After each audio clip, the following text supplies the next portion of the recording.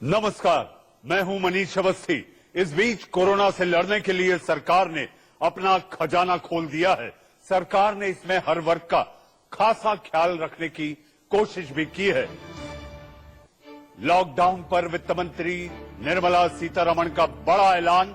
सरकार गरीबों की मदद के लिए कर रही है काम। 1,70,000 करोड़ रुपए पैकेज का किया ऐलान। कोरोना पर आर्थिक पैकेज को लेकर कई बड़ी बातें सामने आई हैं।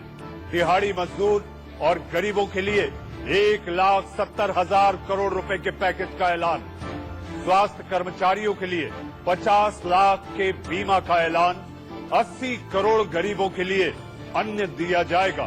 गरीबों को अगले 3 हफ्ते तक 5 किलो गेहूं या चावल मुफ्त दिया जाएगा। गेहूं चावल के अलावा 1 किलो दाल भी फ्री देंगे। किसानों को फौरन 2,000 रुपए मदद की घोषणा का भी ऐलान किया गया है। 8 करोड़ 70 लाख किसानों को सीधा फायदा पहुंचेगा। अप्रैल के पहले हफ्ते में 2,000 रुपए की किस्त।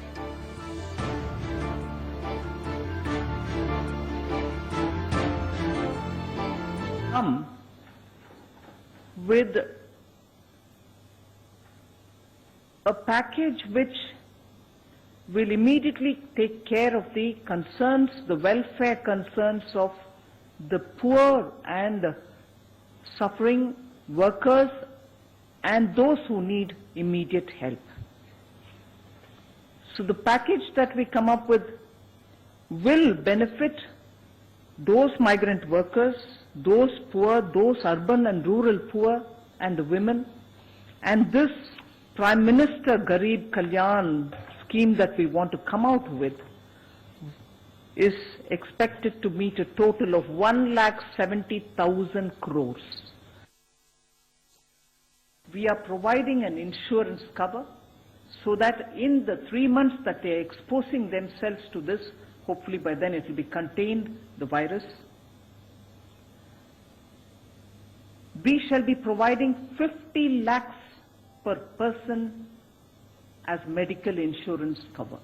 For those warriors, the sanitation workers in government hospitals, the ASHA workers, and all of them, paramedics, nurses, all of them, doctors inclusive, will be given 50 lakhs per person for as medical insurance cover in case they need it. प्रधानमंत्री गरीब कल्याण package 1,70,000 crore का होगा और इसमें अगर देखा जाए तो खाद्य सुरक्षा बहुत महत्वपूर्ण है कि कोई भी गरीब इस कारण से परेशान ना हो कि उसके पास खाने के लिए पर्याप्त गेहूं, चावल या दाल ना हो। तो उसके लिए पहला कदम जो उठाया गया है वो प्रधानमंत्री अन्न योजना, इसके माध्यम से 5 किलो गेहूं या चावल ये लगभग 80 करोड़ लाभार्थियों को अगले 3 महीनों तक मिलेगा और इसमें इनको 1 रुपया भी पड़ना है ना, हमें नहीं देना है। ये अतिरिक्त लाभ इनको दिया गया है। ऐसे 80 करोड़ लाभार्थी जिनको 5 किलो गेहूं या चावल अगले 3 महीने तक ये लगातार मिलेगा, अतिरिक्त मिलेगा जो उनको मिलता है उससे ज्यादा। कोरोना वायरस से लड़ने को लेकर प्रभावितों के लिए सरकार ने खजाना खोल दिया है। और इसके साथ साथ अगर बात की जाए तो इस समय प्रभावितों के लिए सरकार का सबसे बड़ा ऐलान 1,70,000 करोड़ रुपए। जी हां, अलग अलग लोगों को इसकी राहत पहुंचेगी। हमारे साथ इस पर बातचीत और चर्चा करने के लिए वरिष्ठ पत्रकार राहुल देव और आलोक मेहता जी भी जुड़ेंगे। इस वक्त हमारे साथ राहुल देव साहब हैं। राहुल जी, आपको क्या लगता है, सरकार ने खजाना खोला है लेकिन ये जो राहत है प्रभावितों तक कैसे पहुंच पाएगी, इसका कोई एक्शन प्लान साफ नहीं है? देखिए, 2 हिस्सों में इसको देखना चाहिए। एक तो जैसा कि स्वयं वित्त मंत्री ने स्पष्ट किया कि कई इसके लाभ ऐसे हैं जो सीधे डीबीटी यानी डायरेक्ट ट्रांसफर के जरिए जनधन जिनके खाते खुले हुए हैं, ऐसे करीब 20 करोड़ लोग हैं, शायद उससे ज्यादा होंगे, उनके खातों में सीधे ये पैसा पहुंच जाएगा। अनाज का जहां तक सवाल है, उसके लिए निश्चित रूप से सरकार को जमीन पर डिलीवरी की सब व्यवस्था को बेहतर करना पड़ेगा, बहुत बड़े उसमें सुधार करने पड़ेंगे।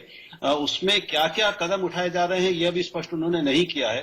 प्रेस कॉन्फ्रेंस की एक सीमा होती है, लेकिन इसमें सबसे सही आपने सवाल उठाया है कि डिलीवरी ही सबसे प्रमुख हिस्सा है इस बजट प्रावधान के बाद।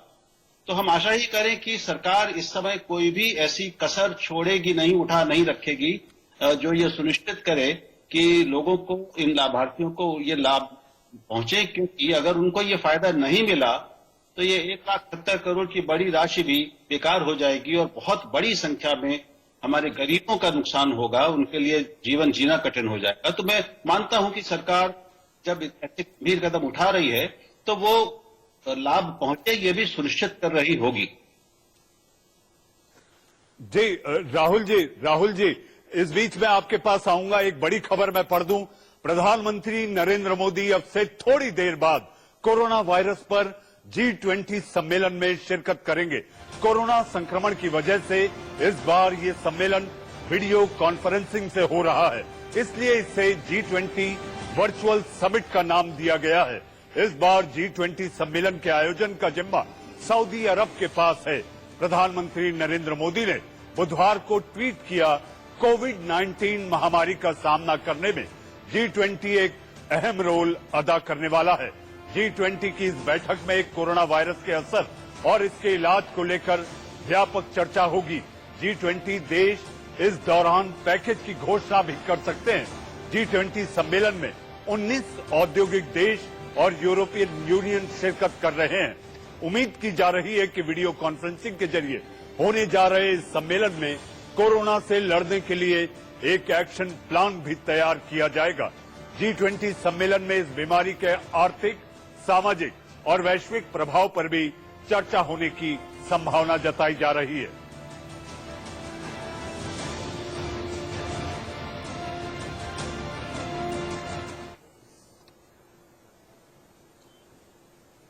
राहुल जी हमारे साथ, राहुल देव, जी हां, वरिष्ठ पत्रकार आलोक मेहता साहब भी हमारे साथ जुड़ेंगे। राहुल जी, अब से कुछ देर बाद, जी हां, वर्चुअल समिट, आपातकालीन शिखर सम्मेलन G20 का सऊदी अरब में होगा। ऐसी परिस्थिति में जब सारी दुनिया प्रथम विश्व युद्ध, द्वितीय विश्व युद्ध से बड़े संकट से जूझ रही है, आपको क्या लगता है कि ये समन्वित प्रयास के लिए कोई ऐसी ठोस उपाय योजना सामने आएगी G20 के बाद? राहुल जी चाहिए, मैं समझता हूं कि सारे संसार की निगाहें इस समिट की ओर लगी हैं और सारे दुनिया के लोगों को बहुत बड़ी आशाएं हैं, क्योंकि इस महामारी के बारे में जो अब तक स्पष्ट हो गया है बहुत अच्छी तरह कि ये किसी भी तरह की सीमाओं को मानने वाली बीमारी नहीं है। ये पूरे संसार का साझा संकट है, सचमुच वैश्विक है। और ये भी हमने देखा है कि इसकी सबसे ज्यादा मार और इसका सबसे ज्यादा जो विस्तार हुआ है वो तथा ये G20 देशों के ही में ही ज्यादा हुआ है, सबसे ज्यादा, यानी जिन्हें हम विकसित देश मानते हैं, पहली और दूसरी दुनिया के देश मानते हैं। तो उन सब, जब तक वो सारे देश इसमें शामिल नहीं होंगे, एक साझी रणनीति नहीं बनाएंगे, आपस में सहयोग नहीं करेंगे, और जब तक इसमें उन देशों को भी अब शामिल नहीं करेंगे जो उनके जितने अमीर नहीं हैं, लेकिन जो अब शायद अगले चरण में निशाना हो सकते हैं और हो रहे हैं धीरे धीरे कोरोना वायरस के, उन सबको शामिल किया जाना जरूरी है। लेकिन इसकी शुरुआत G20 से हो रही है, ये बहुत शुभ लक्षण है।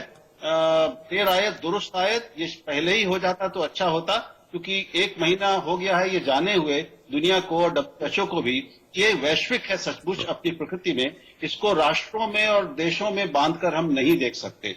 इसलिए जो रणनीतियां होंगी वो भी अंतर्राष्ट्रीय होंगी और वैश्विक होंगी और सबके सहयोग से ही बनेगी। जी राहुल जी, आप बने रहिए हमारे साथ। आलोक मेहता जी भी हैं। आलोक जी, मेरा आपसे सबसे पहला सवाल यह है कि सरकार ने जिस राहत पैकेज का ऐलान किया है उसमें संकेत के जरिए एक बात कही गई है कि ये 3 महीनों के लिए यह ऐलान है।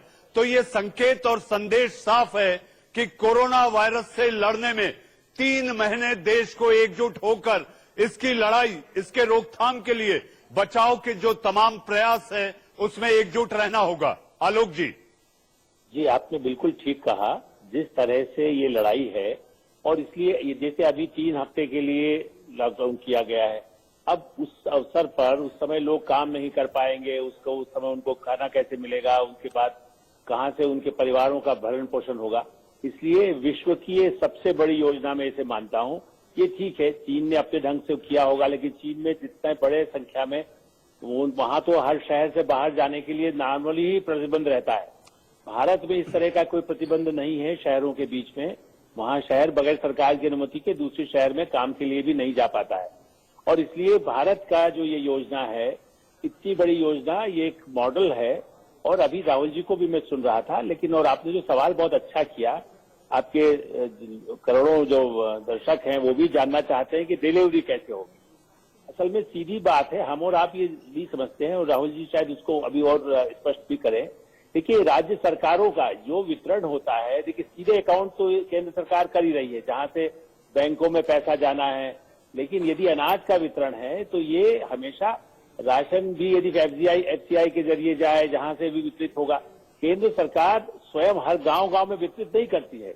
राज्य सरकार सबसे बड़ा हो, लोगों को खाना मिले। 5 किलो यदि उसको अनाज मिल रहा है, यदि उसको दाल मिल रही है, उसको चावल मिल रहा है। असली संकट मजदूरों के लिए और 80 करोड़ लोगों को पहुंचाना। देखिए, इसीलिए मैं कह रहा हूं कि दुनिया की ऐसी योजना कहीं संभव नहीं थी जहां इतने बड़े पैमाने पर 3 महीने, इसलिए कि उसका असर तो जो अभी महीना भर काम नहीं करेगा उसे अगले महीने, हम ये नहीं लोगों को डालना चाहिए कि इसका असर आगे 3 महीने चलने वाला है।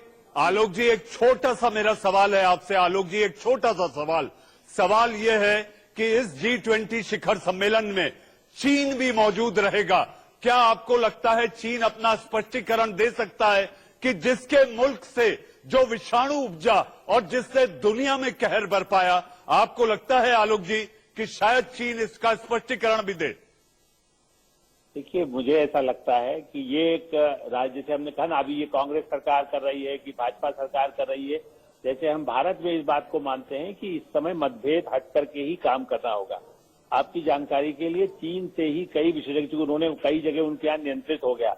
जहां से शुरू हुआ था युहान, वहां पर नॉर्मल सी लाइफ दिखने लगी है, जो टीवी पर कम से कम आ रही है और संवाददाताओं की खबरों से भी आ रही है कि बहुत हद तक उन्होंने 3-4 महीने जो लगाए उन्होंने नियंत्रित कर लिया है। तो चीन की जो विशेषज्ञता है, उसका पूरे विश्व में उसका क्या, उनके पास, चूंकि ये सही है कि वायरस उनके यहाँ से बना, उनके यहाँ से निकला, वो आरोप ट्रंप साहब तो लगा ही रहे हैं। लेकिन ये आपकी बात ठीक है कि उसके बारे में आगे वो, क्योंकि जिम्मेदार भी कुछ हद तक रहा है, वहीं से आगे बढ़ा है। इसलिए स्पष्टीकरण से ज्यादा जरूरी होगा कि वो इसमें भागीदारी करे। जो उसने इटली में कुछ लोगों को, अपने विशेषज्ञों को भेजा उसको कंट्रोल करने के लिए, लोगों को, डॉक्टर्स उनके इस तरह के इस चीजों में एक्सपर्ट थे।